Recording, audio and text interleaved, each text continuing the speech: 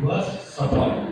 એમ આજે બોટાદ માટે જે કઈ ચિંતા કરી સવારમાં 8 વાગે પૂછવામાં આવ્યું કે 100-200 જણા તો નોંધાઈ ગયા છે કેમ્પમાં.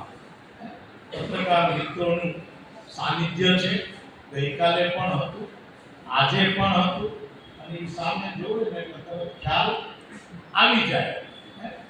પણ આજે બોટાદ માટે ઐતિહાસિક ક્ષણ છે કેસરીભાઈ કે આટલો મોટો મેગા મેડિકલ કેમ્પ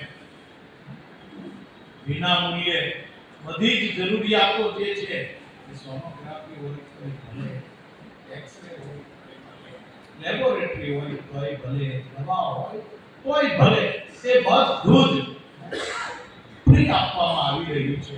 ત્યારે વિશેષ તો આમાં જેમને જેમને આ મેડિકલ કેમ્પમાં જે સહાયભૂત થયા છે આ બેન જે છે દોલતિયા બેન, કણદરિયાભાઈ, દુષ્યંતભાઈ અને આનો સ્ટાફ છે.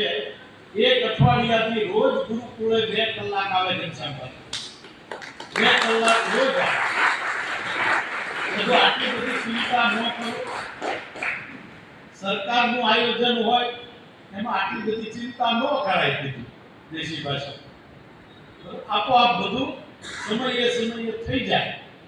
ના, માઇક્રો પ્લાનિંગ કરવું છે, કોઈને અગવડતા ન પડે. સ્કૂલમાં રજા નહોતી રાખવાની, કોઈ બધા ભેગા થઈને આવ્યા કે તમે સ્કૂલમાં રજા જાહેર કરો, 1000, 2000